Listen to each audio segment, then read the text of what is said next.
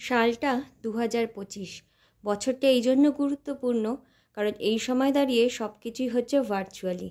এই ধরো সুপ্রভাত জানানো থেকে বিবাহবার্ষিকীর অভিনন্দন, আবার ধরো তুমি রয়েছো কলকাতায়, পুজো দিয়ে দিলে বৃন্দাবনে, সব অনলাইনে।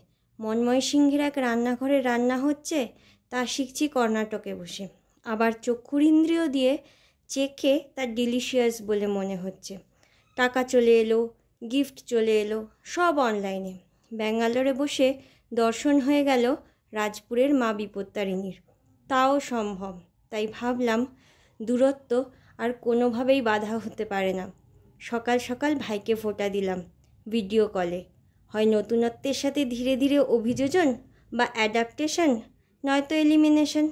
এবার আমাদের বেছে নিতে হবে আমরা কোনটা চাই। আর ভাইফোঁটা উপলক্ষে আমি রান্না করেছিলাম বিহারের চম্পারন মাটন। জানিও তোমাদের ভিডিওটা কেমন লাগলো।